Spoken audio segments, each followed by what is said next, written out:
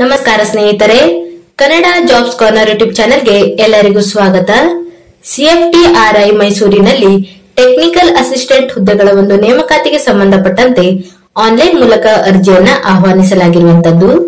ಇನ್ನು ಯಾವ್ಯಾವ ಹುದ್ದೆಗಳಿವೆ, ಎಷ್ಟೆಷ್ಟು ಹುದ್ದೆಗಳು ಖಾಲಿ ಇರುವಂತದ್ದು, ಏಜ್ ಲಿಮಿಟ್, ಎಜುಕೇಶನಲ್ ಕ್ವಾಲಿಫಿಕೇಶನ್ ಹಾಗೂ ಸೆಲೆಕ್ಷನ್ ಪ್ರೊಸೀಜರ್ ಬಗ್ಗೆ ಈ ಒಂದು ವಿಡಿಯೋದಲ್ಲಿ ಮುಂದೆ ನೋಡ್ತಾ ಹೋಗೋಣ. ನಮ್ಮ ಚಾನೆಲ್ ಅನ್ನ ಯಾರಾದ್ರೂ ಹೊಸದಾಗಿ ನೋಡ್ತಾ ಇದ್ರೆ ಸಬ್ಸ್ಕ್ರೈಬ್ ಮಾಡಿ ಹಾಗೂ ಪಕ್ಕದಲ್ಲೇ ಇರುವಂತಹ ಬೆಲ್ ಬಟನ್ ಅನ್ನ ಕ್ಲಿಕ್ ಮಾಡಿ. ಇನ್ನು ಈ ಹುದ್ದೆಗಳಿಗೆ ಅರ್ಜಿ ಸಲ್ಲಿಸಲು ಪ್ರಾರಂಭ ದಿನಾಂಕ ಏಪ್ರಿಲ್ 10, 2025ರಿಂದ ಮೇ 10, 2025ರವರೆಗೆ ಅಭ್ಯರ್ಥಿಗಳಿಗೆ ಅರ್ಜಿ ಸಲ್ಲಿಸಲು ಅವಕಾಶ ಇರುವಂತದ್ದು. ಇನ್ನು ಯಾವ್ಯಾವ ಹುದ್ದೆಗಳಿವೆ ಮತ್ತು ಎಷ್ಟೆಷ್ಟು ಹುದ್ದೆಗಳು ಖಾಲಿ ಇದೆ ಅಂತ ನೋಡೋದಾದ್ರೆ, ಟೆಕ್ನಿಕಲ್ ಅಸಿಸ್ಟೆಂಟ್ ಒಟ್ಟು 18 ಹುದ್ದೆಗಳು ಟೆಕ್ನಿಕಲ್ ಅಸಿಸ್ಟೆಂಟ್ ನಲ್ಲಿ ಖಾಲಿ ಇರುವಂತದ್ದು. ಇನ್ನು ಕ್ಯಾಟಗರಿ ವೈಸ್ ವೇಕೆನ್ಸಿಯನ್ನ ನೋಡ್ತಾ ಹೋಗೋದಾದ್ರೆ, UR ಕ್ಯಾಟಗರಿಯಲ್ಲಿ 6, UR ಕ್ಯಾಟಗರಿಯಲ್ಲಿ ಫಿಸಿಕಲ್ ಹ್ಯಾಂಡಿಕ್ಯಾಪ್ ಇರುವಂತಹ ಅಭ್ಯರ್ಥಿಗಳಿಗೆ 1 ಹುದ್ದೆ, EWS ಕ್ಯಾಟಗರಿಯಲ್ಲಿ 2, OBC non creamy layer ನಲ್ಲಿ 5, SC ಯಲ್ಲಿ 2 ಮತ್ತು ST ಯಲ್ಲಿ 1 ಹಾಗೂ ಬ್ಯಾಕ್ಲಾಗ್ ನಲ್ಲಿ ಒಟ್ಟು 1 ಹುದ್ದೆ. ಟೋಟಲ್ ಆಗಿ 18 ಹುದ್ದೆಗಳು ಟೆಕ್ನಿಕಲ್ ಅಸಿಸ್ಟೆಂಟ್ ನಲ್ಲಿ ಖಾಲಿ ಇರುವಂತದ್ದು. ಇನ್ನು ಪೋಸ್ಟ್ ಕೋಡ್ ಅನ್ನ ನೋಡೋದಾದ್ರೆ, TA01 ಈ ಒಂದು ಪೋಸ್ಟ್ ಕೋಡ್ ಗೆ ಸಂಬಂಧಪಟ್ಟಂತೆ ಒಟ್ಟು 9 ಹುದ್ದೆಗಳು ಖಾಲಿ ಇರುವಂತದ್ದು.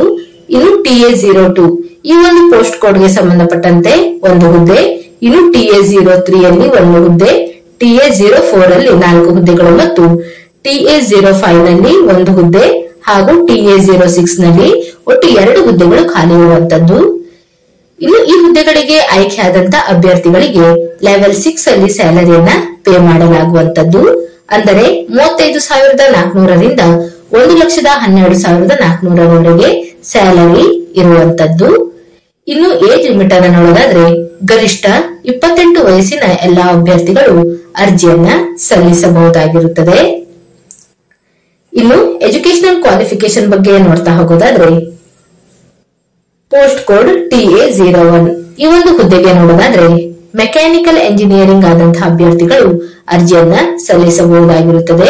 ಇನ್ನು ಎಜುಕೇಶನಲ್ ಕ್ವಾಲಿಫಿಕೇಶನ್ ಬಗ್ಗೆ ನೋಡೋದಾದ್ರೆ, 2 ವರ್ಷಗಳ ಒಂದು ಡಿಪ್ಲೊಮಾ ಮೆಕ್ಯಾನಿಕಲ್ ಎಂಜಿನಿಯರಿಂಗ್ ಆದಂತಹ ಅಭ್ಯರ್ಥಿಗಳು ಅರ್ಜಿಯನ್ನ ಸಲ್ಲಿಸಬಹುದಾಗಿರುತ್ತದೆ. ಜೊತೆಗೆ ಅಭ್ಯರ್ಥಿಗಳು ತಮ್ಮ ಅಕಾಡೆಮಿಕ್ ಇಯರ್ ನಲ್ಲಿ ಮಿನಿಮಮ್ 60% ಮಾರ್ಕ್ಸ್ ಅನ್ನು ಸಹ ಪಡೆದುಕೊಂಡಿರಬೇಕು ಹಾಗೂ ಸಂಬಂಧಪಟ್ಟಂತ ಫೀಲ್ಡ್ ನಲ್ಲಿ 2 ವರ್ಷಗಳ ಒಂದು ಎಕ್ಸ್ಪೀರಿಯನ್ಸ್ ಅನ್ನು ಸಹ ಹೊಂದಿರಬೇಕಾಗಿರುವಂತದ್ದು. ಇನ್ನೂ ಒಂದು ಕ್ವಾಲಿಫಿಕೇಶನ್ ಅನ್ನು ಸಹ ನೀಡಿರುವಂತದ್ದು.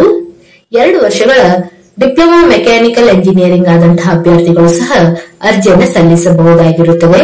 ಇನ್ನು ಅಭ್ಯರ್ಥಿಗಳು ತಮ್ಮ ಅಕಾಡೆಮಿಕ್ ಇಯರ್ ನಲ್ಲಿ ಮಿನಿಮಮ್ 60% ಮಾರ್ಕ್ಸ್ ಅನ್ನು ಸಹ ಪಡೆದುಕೊಂಡಿರಬೇಕಾಗಿರುತ್ತದೆ. ಜೊತೆಗೆ ಸಂಬಂಧಪಟ್ಟಂತ ಫೀಲ್ಡ್ ನಲ್ಲಿ 2 ವರ್ಷಗಳ ಒಂದು ಎಕ್ಸ್ಪೀರಿಯನ್ಸ್ ಅನ್ನು ಹೊಂದಿರುವವರು ಈ ಒಂದು ಹುದ್ದೆಗೆ ಅರ್ಜಿಯನ್ನು ಸಲ್ಲಿಸಬಹುದು. ಇನ್ನು ಮುಂದೆ ನೋಡೋದಾದ್ರೆ, TA02 ಈ ಒಂದು ಪೋಸ್ಟ್ ಕೋಡ್ ಗೆ ಸಂಬಂಧಪಟ್ಟಂತೆ ನೋಡೋದಾದ್ರೆ, ಕಂಪ್ಯೂಟರ್ ಸೈನ್ಸ್ ಮತ್ತು ಎಂಜಿನಿಯರಿಂಗ್ ಆದಂತಹ ಅಭ್ಯರ್ಥಿಗಳು ಅರ್ಜಿಯನ್ನು ಸಲ್ಲಿಸಬಹುದಾಗಿರುತ್ತದೆ.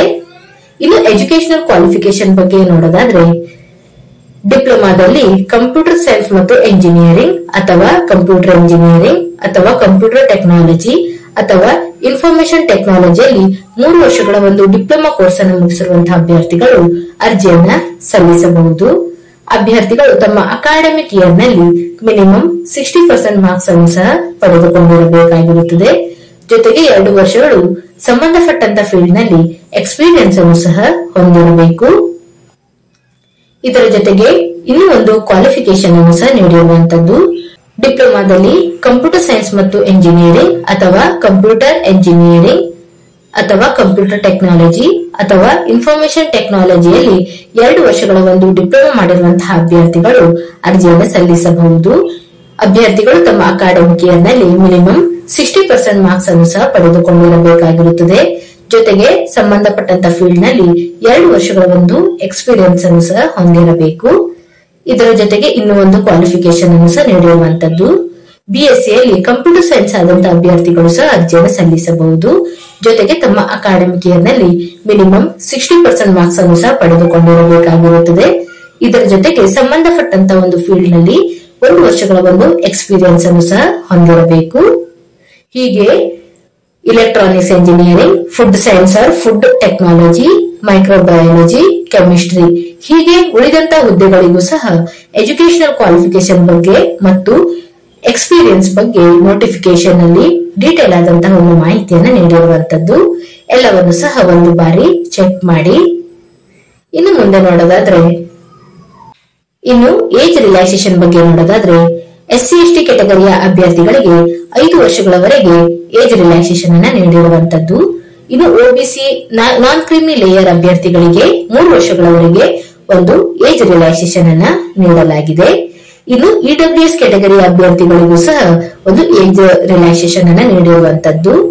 ಇನ್ನು ಗವರ್ಮೆಂಟ್ ಎಂಪ್ಲಾಯೀಸ್ಗೂ ಸಹ ಒಂದು ಅವರ ಕೆಟಗರಿಗೆ ಸಂಬಂಧಪಟ್ಟಂತೆ ಏಜ್ ರಿಲ್ಯಾಕ್ಸೇಷನ್ ಅನ್ನ ನೀಡಲಾಗಿರುವಂತದ್ದು. ಇನ್ನು ಫಿಸಿಕಲ್ ಹ್ಯಾಂಡಿಕ್ಯಾಪ್ ಇರುವಂತಹ ಅಭ್ಯರ್ಥಿಗಳಿಗೂ ಸಹ ಒಂದು ಏಜ್ ರಿಲ್ಯಾಕ್ಸೇಷನ್ ಅನ್ನ ನೀಡಲಾಗಿದೆ. ಹಾಗೂ ಎಕ್ಸ್ ಸರ್ವಿಸ್ ಮೆನ್ ಗಳಿಗೂ ಸಹ ಒಂದು ಏಜ್ ರಿಲ್ಯಾಕ್ಸೇಷನ್ ಅನ್ನ ನೀಡಲಾಗಿರುವಂತದ್ದು. ಇನ್ನು ಮುಂದೆ ನೋಡೋದಾದ್ರೆ ಸೆಲೆಕ್ಷನ್ ಪ್ರೊಸೀಜರ್ ಬಗ್ಗೆ ನೋಡೋದಾದ್ರೆ, ಅಭ್ಯರ್ಥಿಗಳಿಗೆ ಮೊದಲನೇದಾಗಿ ಟ್ರೇಡ್ ಟೆಸ್ಟ್ ಅನ್ನ ನಡೆಸಲಾಗುವಂತದ್ದು. ಇನ್ನು ಟ್ರೇಡ್ ಟೆಸ್ಟ್ ನಲ್ಲಿ ಕ್ವಾಲಿಫೈ ಆದಂತಹ ಅಭ್ಯರ್ಥಿಗಳಿಗೆ ರಿಟರ್ನ್ ಎಕ್ಸಾಮಿನೇಷನ್ ಅನ್ನ ನಡೆಸಲಾಗುತ್ತದೆ. ಇದು ರಿಟರ್ನ್ ಎಕ್ಸಾಮಿನೇಷನ್ ಬಗ್ಗೆ ನೋಡೋದಾದ್ರೆ ಒಟ್ಟು 3 ಪೇಪರ್ಗಳು ಇರುವಂತದ್ದು. ಪೇಪರ್ 1, ಪೇಪರ್ 2 ಮತ್ತು ಪೇಪರ್ 3 ಇರುವಂತದ್ದು. ಇನ್ನು ಫೈನಲ್ ಮೆರಿಟ್ ಲಿಸ್ಟ್ ಅನ್ನ ಅಭ್ಯರ್ಥಿಗಳು ಪೇಪರ್ 2 ಮತ್ತು ಪೇಪರ್ 3 ಯಲ್ಲಿ ಪಡೆದುಕೊಂಡಿರುವಂತಹ ಅಂಕಗಳ ಆಧಾರದ ಮೇಲೆ ಫೈನಲ್ ಮೆರಿಟ್ ಲಿಸ್ಟ್ ಅನ್ನ ಪ್ರಿಪೇರ್ ಮಾಡಲಾಗುವಂತದ್ದು. ಇನ್ನು ಮುಂದೆ ನೋಡೋದಾದ್ರೆ ಸ್ಕೀಮ್ ಆಫ್ ಎಕ್ಸಾಮಿನೇಷನ್. ಅಭ್ಯರ್ಥಿಗಳಿಗೆ OMR ಅಥವಾ ಕಂಪ್ಯೂಟರ್ ಬೇಸ್ಡ್ ಟೆಸ್ಟ್ ಮುಖಾಂತರ ಒಂದು ಎಕ್ಸಾಮಿನೇಷನ್ ಅನ್ನ ಮಾಡಲಾಗುವಂತದ್ದು. ಎಲ್ಲವೂ ಸಹ ಆಬ್ಜೆಕ್ಟಿವ್ ಟೈಪ್ ಕ್ವಶನ್ಸ್ ಗಳು ಇರುವಂತದ್ದು. ಇನ್ನು ಎಕ್ಸಾಮಿನೇಷನ್ ಇಂಗ್ಲಿಷ್ ಮತ್ತು ಹಿಂದಿಯಲ್ಲಿ ಇರುತ್ತದೆ. ಇನ್ನು ಇಂಗ್ಲಿಷ್ ಲ್ಯಾಂಗ್ವೇಜ್ ಅನ್ನ ಕೇವಲ ಇಂಗ್ಲಿಷ್ ನಲ್ಲಿ ನಡೆಸಲಾಗುವಂತದ್ದು. ಇನ್ನು ಎಕ್ಸಾಮ್ ಅನ್ನ ಡಿಪ್ಲೊಮಾ ಮತ್ತು ಡಿಗ್ರಿ ಲೆವೆಲ್ಗೆ ಒಂದು ಕ್ವಶನ್ಸ್ ಗಳನ್ನ ಕೇಳಲಾಗುತ್ತದೆ.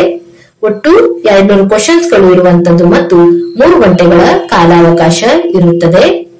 ಇನ್ನು ಪೇಪರ್ 1 ಬಗ್ಗೆ ನೋಡೋದಾದ್ರೆ ಒಟ್ಟು 1 ಗಂಟೆಗಳ ಒಂದು ಕಾಲಾವಕಾಶವನ್ನ ಪೇಪರ್ 1 ಗೆ ನೀಡಲಾಗುವಂತದ್ದು.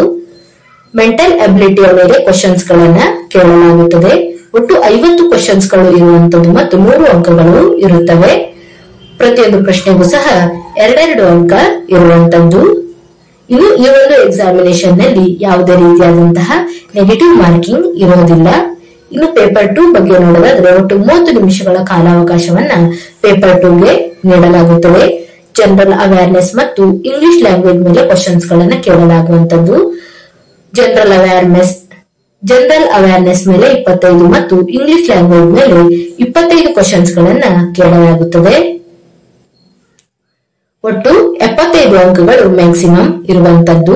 ಅಂದರೆ ಪ್ರತಿಯೊಂದು ಪ್ರಶ್ನೆಗೂ ಸಹ 3 ಅಂಕಗಳು ಇರುತ್ತವೆ.